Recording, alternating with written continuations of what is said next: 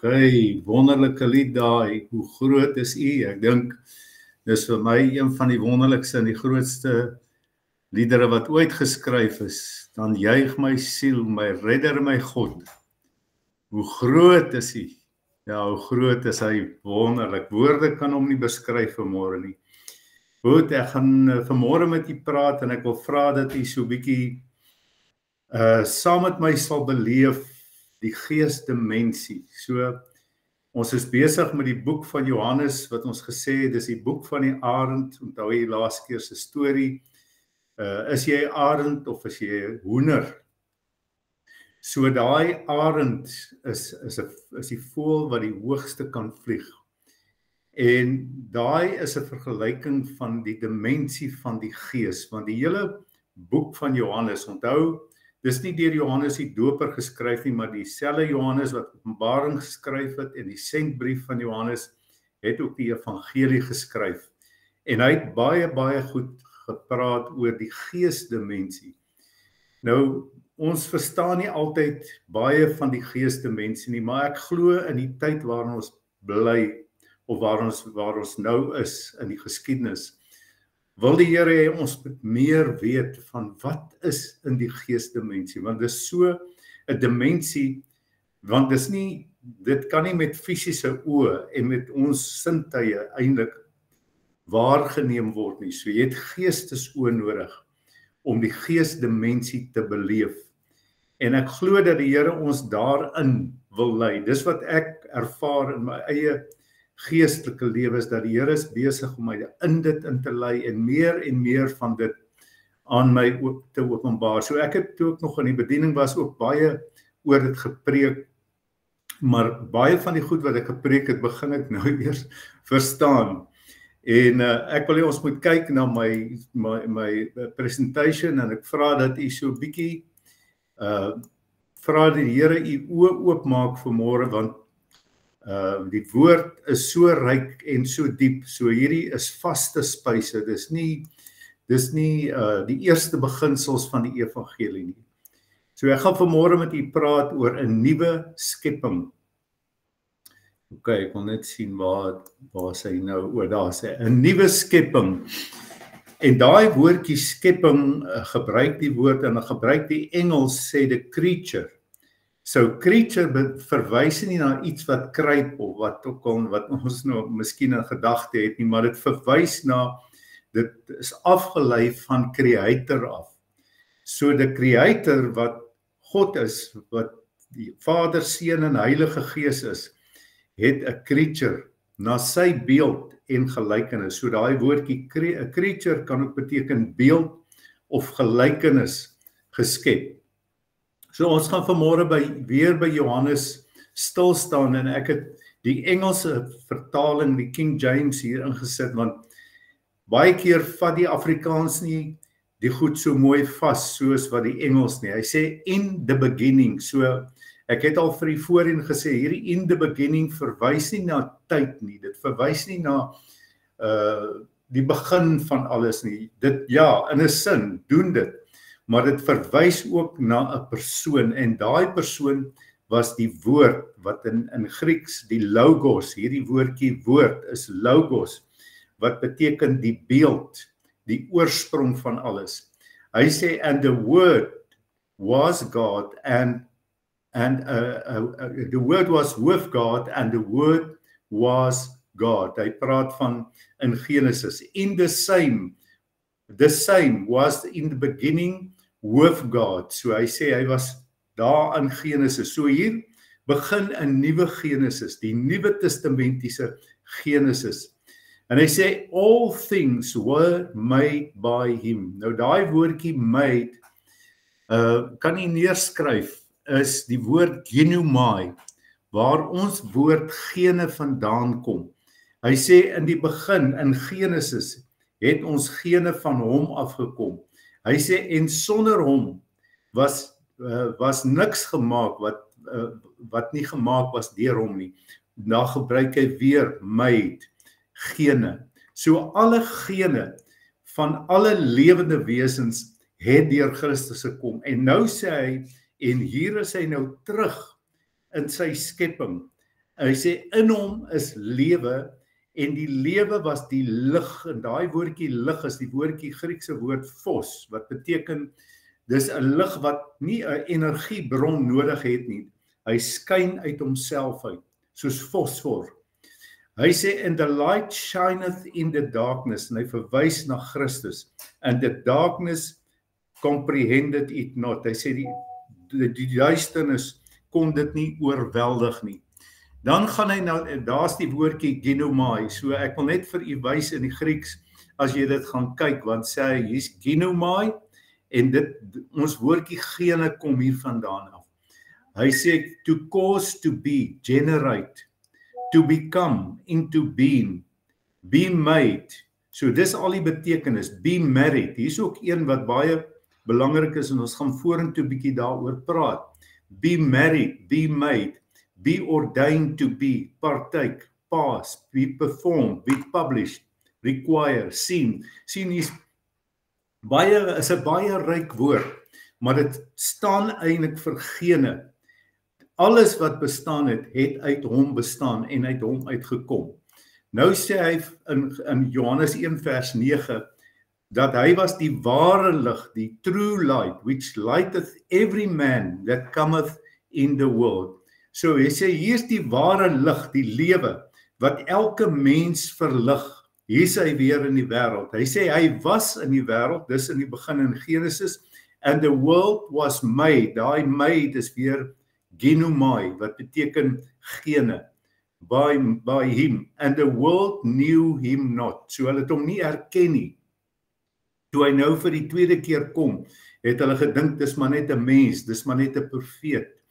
Maar hy sê, he came unto his own. Jy sien, so wat God sê hierso is, dat die mens is syne, and his own received him not. Daai woordjie received is 'n baie sterk woord, wat sê, die lambano, wat beteken, hulle het hom nie gegryp nie, hulle het hom nie aangegryp nie, hulle het hom gesien, maar hulle het hom nie aangegryp nie. Maar dan sê die volgende vers, hierdie wonderlike ding, en hierdie twee verse is vir my die kernverse van die Bybel. Hy sê, but as many, en hy sonder niemand uit nie, as received him, en daar gebruik hy die woord paralambano, hy sê wat hom met geweld gryp, to them he gave authority, power, to become, daar sê weer genomai, sien nie, die gene, to become the sons of God. Wat hy sê is so kragtig, om die gene van God te kry, even to them that believe in his name. So as jy Christus aangryp, dan gee God vir jou die autoriteit om te sê, to become, om weer daai gene van God word herstel in jou, sodat jy kan sê, ek is 'n seun, ek is 'n kind van God. Hy sê, which were born, okay, so hierdie born is weer genomai, not of blood, eintlik is dit genao, maar dieselfde woord, net in 'n ander vorm, not of blood. Hy sê, ons word nie gebore weer, soos die eerste keer uit bloed, of uit die vlees nie. Sien, hier maak hy onderskeiding tussen die vlees en die gees. So daar's twee dimensies, die vleeslike en die geestelike. En nou sê hy, not of the flesh, nor of the will of man, but of God. Born of God. Not of the blood of flesh of man, but of God. Halleluja, halleluja, prys die Here, uit hom gebore, 'n geboorte uit die hemel. Dit is wat genomai beteken.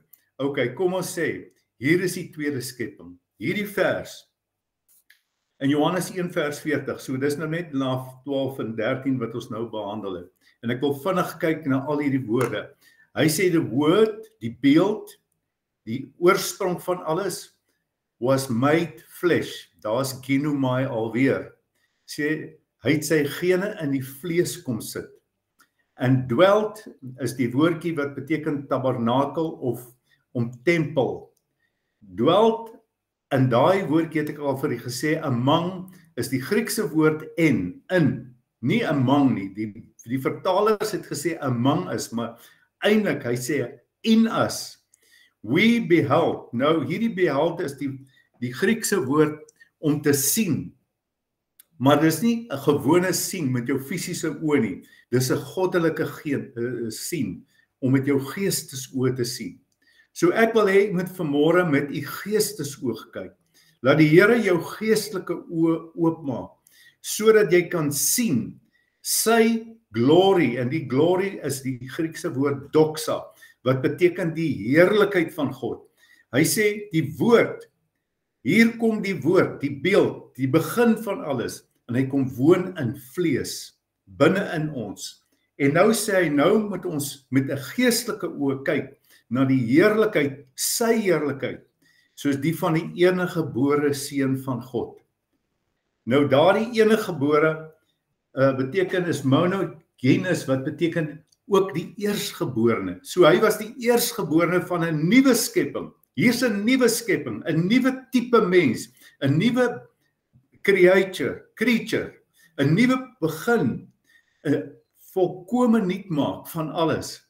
Full of grace, vol van genade, favor of God, en waarheid. En hierdie woordjie waarheid beteken eintlik die enigste waarheid. Die enigste waarheid, Christus, het binne in ons kom woon. Hierdie is so ryk. Ek wil net vir u lees in die Mirror Bible, wat is 'n vertaling, is 'n vrye vertaling wat sê, ek gaan net vir u lees wat sê hy, suddenly the invisible, the eternal word takes on a visible form. The incarnation. Nou incarnation is nie soos ons incarnation beteken nie dat ons van een vorm na soos jy weet, ons soos wat hulle in party gelowige glo soos dat jy as jy goed leef, was jy 'n padda en dan word jy 'n hond en dan word jy so. Dis nie wat dit beteken nie. Incarnation verwys na Christus se vleeswording. Incarnation in him and now confirmed in us. The most accurate, tangible display of God's eternal thoughts, expression in human life. The Word became a human being. We are his address. Hallelujah. He resides in us. He captivates our gaze. The glory we see, there is not a religious replica. It is the authentic begotten Son. The glory the Adam lost returns in fullness. Only grace can communicate truth in such a complete context. Die ene, dis 'n mond vol, maar eintlik wat dit sê is, hy sê, God het in ons kom woon. En mense, as ons oë, ons geestelike oë vir dit kan oopgaan, en ons hierdie heerlikheid kan gryp, dat Christus in my, God woon in my, in hierdie vlees, dat hy kom woon. Hy woon vanmôre binne in my. Sy adres is nie die kerk hierbo wat nuwe lewe is nie. Sy adres is hier, waar ek en jy is. Hy woon in ons. En ek gaan nou dit vir u wys. Wat sê die woord? Nou kom Jesus aan die einde van hoofstuk 1 en hy sê, and he sê dit vir Nathanael, he saith unto him, vir Nathanael, een van die eerste disciples, verily, verily, I say unto you, hereafter ye shall see the heaven open, and the angels of God ascending and descending upon the Son of Man. Hy sê, hierna gaan jy die geopende hemel sien. So ons leef vanmôre onder 'n oop hemel. Christus woon in ons. Hy is in ons en ons in hom. Ons is een met hom. OK. Kyk wat sê Jesus hier in Johannes 2. Nou, hier is twee goed wat Jesus gedoen het. Die bruilof van die lam volgens die bruilof wat die eerste bruilof waar Jesus die water in die wyn verander het. So dit was volgens Johannes die eerste wonderwerk. Nou ek weet nie of dit die eerste ding is wat Jesus gedoen het. Ander evangelies praat eers hoe hy die disippels geroep het en Petrus en die vermeerdering van die vis en daai. Maar Johannes gebruik twee goed. Die bruilof En dan praat hy van die tempel wat Christus leef gemaak het. Nou in die ander evangelies is die tempel skoonmaak was later in Jesus se bediening. Hier gebruik Johannes dit in Johannes 2, die tweede hoofstuk van Johannes. En hy sê die volgende, en daar het volgens die reinigingsgebruike van die Jood 6 klipkanne gestaan. Nou kyk hierdie klipkanne, wat elkeen 2 of 3 ankers hou. Dis omtrent, ek dink dit is omtrent 80, hulle praat van 80 ja, dis 'n klomp water. Maar in elk geval, hulle het dit gebruik, dit was 'n gebruik om hierdie kanne vol water op 'n sekere fees uit te gooi. En ek gaan later in Johannes 7 lees jy ook daarvan dat Jesus op daai fees was. En waar hy eintlik na die kanne wat die water verwys het as die Heilige Gees wat almal sal ontvang wat in hom glo. En Jesus sê maak die kanne vol water en hulle het dit tot bo vol gemaak. En Jesus sê aan hulle skep nou uit en bring dit vir die hoofdienaar en hulle het dit gebring. En toe die hoofdienaar die water proe wat wyn geword het hy nie geweet waarvandaan dit was nie, maar die dienaars wat die water geskep het geweet. En hy roep die hoofdienaar die bruidegom. Met ander woorde, die hoofdienaar roep toe die bruidegom, hier is die bruidegom, okay? Dit was 'n troue. En Jesus sê vir hom, elke mens sit eers die goeie wyn op, en wanneer hulle goed gedrink het, dan die slegste, maar u het die goeie wyn tot nou toe bewaar. En dan sê hy, hierdie eerste van sy tekens het Jesus te Kana in Galilea gedoen, en hy het sy heerlikheid, kyk hierso, sy heerlikheid geopenbaar, en sy disippels het in hom geglo. So hoekom het Jesus hierdie water in wyn verander? Was dit nie dalk 'n geestelike dimensie wat hy vir ons wil openbaar nie, dat hy het gekom as die bruidegom wat die water in ons in wyn kom verander het. En dat daardie wyn bewaar word vir die einde. Hy sê, die goeie wyn tot nou te bewaar. Dis toe Jesus nou kom terug op hierdie aarde. En hy sê, hy het sy heerlikheid daardeur openbaar. Verstaan nie wat ek sê? Gaan kyk weer na Johannes 1 vers 40. Ons het sy heerlikheid aanskou. Water en wyn, nuwe geboorte. Hy kom om dit wat oud is in u en my, die ou water wat sleg geword het, om dit nuut te maak in nuwe wyn. So water en wyn in die Bybel is 'n tipe van die Heilige Gees. Hy het gekom om u en my se gees weer nuut te maak. Halleluja. Nou vat ek u na die volgende wonderwerk, wat eintlik in die ander evangelies aan die einde van die evangelie gekom het. Hy sê, en hy het 'n sweep gemaak en almal uit die tempel uitgedrywe, ook die skape, beeste, kleingeld van die wisselaars het hy uitgegooi en hulle tafels omgekeer. Hoekom het hy so drasties dit gedoen? Want hy sê, moenie die huis van my Vader 'n handelshuis maak nie. So, want hy sê, die huis van God is 'n huis van gebed, nie van tempelrowers nie. So, die tempel het so 'n plek, kan ek sê in Engels, commercial plek geraak, van handel dryf, en nou kom Jesus, en hy dryf hierdie klomp uit. Hoekom het hy die tempel skoongemaak? Hier's iets niets aan die gebeur, en sy disippels het onthou dat daar geskrywe is, die ywer vir u huis het my verteer. Toe antwoord die Jode en sê vir hom, nou hoekom bring Johannes hierdie ook in hierdie deel in? Toe antwoord die Jode en sê vir hom, watter teken doen jy aan ons dat u hierdie dinge doen? En Jesus antwoord en sê vir hulle, breek hierdie tempel af, en in 3 dae sal ek dit oprig. En die Jode sê, 46 jaar lank is aan hierdie tempel gebou, en sal u dit in 3 dae oprig. Maar hy het oor die tempel van sy liggaam gespreek. Nou ek wil net vir u vertel wat het hier gebeur is. Dat Jesus het gekom en gesê, die dae van die fisiese tempel, van die ou tempel en die tabernakel van die Ou Testament is verby. Dis verby. Daai tempel was 46 jaar lank gebou en in 70 na Christus het daai tempel is dit vernietig tot op die grond en Jesus het dit geprofeteer. Want Jesus het vir ons kom wys dat die tempel is nie meer 'n gebou nie en ons het laas week ook daaroor gepraat waar Paulus gepreek het en sê God het nie behoefte daaraan om deur klip en deur beelde aanbid te word nie. Maar die tempel is ons liggaam. Hy het gekom om in ons te kom woon. Ons is die tempel van die Heilige Gees. Dit sê Paulus vir ons so dikwels in sy skrywe. En dan kom Jesus hier in Johannes 3 en hier begin ek afsluit. En Jesus sê vir hom voorwaar, dit is Nikodemus wat na Jesus toe kom, die hoof van die sinagoge. Hy kom na Jesus toe in die nag want hy's bang, hy's skaam.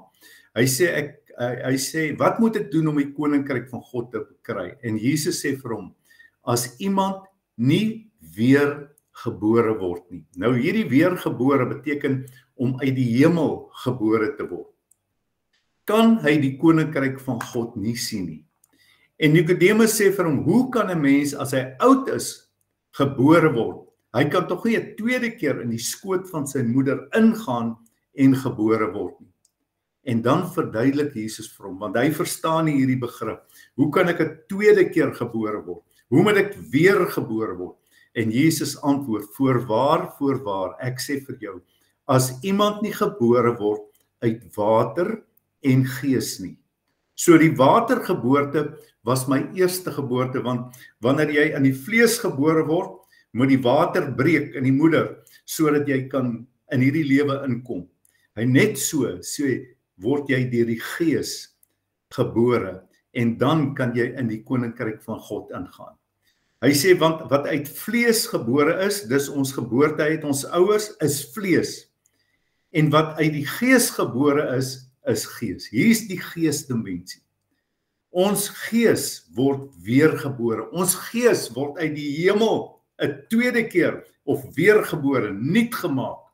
Hy sê, moet julle nie verwonder dat ek vir jou gesê het, jy moet weergebore word, uit die hemel gebore word nie. Want die wind waai waar hy wil en jy hoor sy geluid, maar jy weet nie van waar hy kom en waarheen hy gaan nie.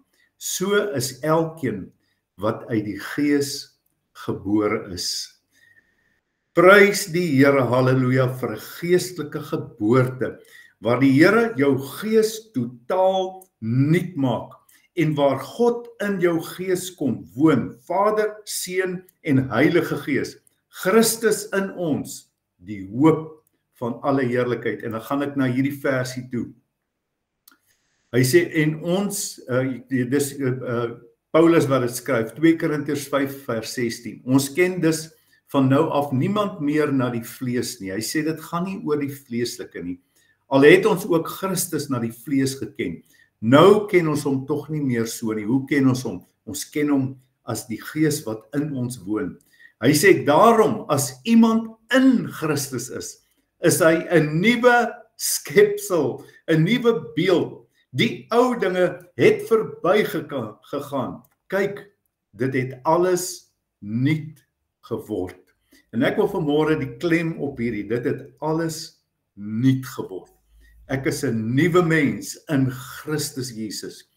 En ek wil dit vanmôre illustreer deur hierdie storieetjie van, en ek het dit al voorheen vertel, maar ek gaan dit weer vertel, want dit is vir my een van die mooiste maniere om hierdie geestelike begrip aan u oor te dra. Van die seentjie wat 'n bootjie gesny het met sy knipmes uit hout uit, hy het hom gekerf.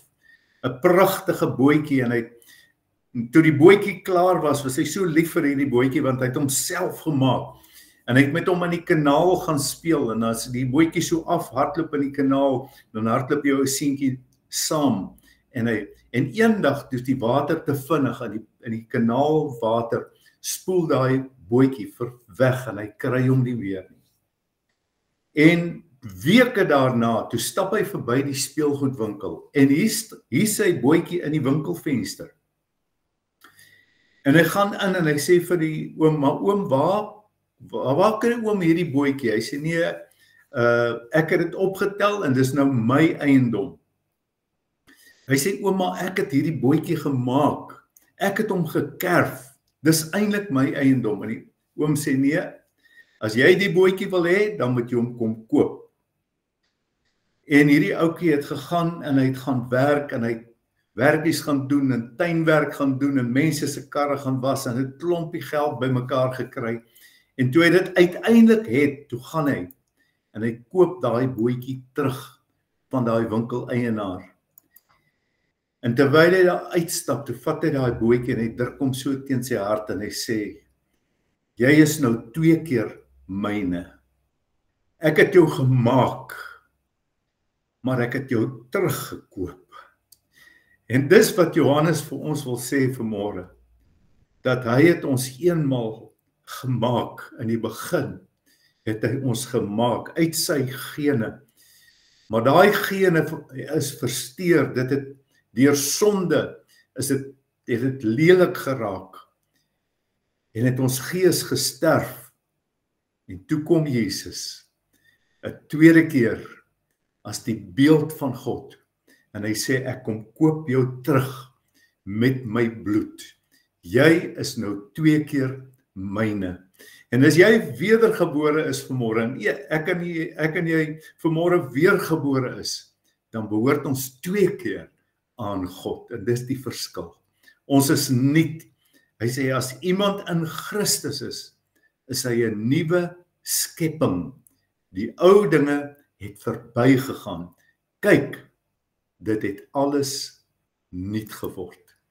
Ek wil vanmôre u bemoedig deur hierdie wonderlike woord. Dis die geestemensie. Waar is 'n mens se geestemensie? Dis hierso.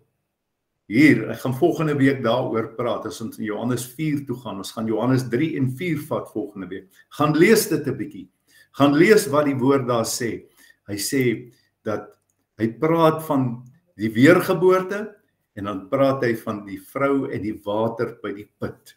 Gaan lees dit. Die geestemensie is in ons mense. Ons het God in ons. Ons is die tempel van die Heilige Gees. En dis kragtig. Wanneer jy dit begin glo en met jou geestelike oë begin sien, dan word dit 'n groot werklikheid in jou lewe. Kom ons dank die Here vanmôre vir hierdie wonderlike waarheid. Vader, ons dankie vanmôre. Ons dankie vanmôre dat Jesus aarde toe gekom het. Terwyl alles in chaos was, het hy die lig geword. Het u weer soos in die begin gesê, laat daar lig wees.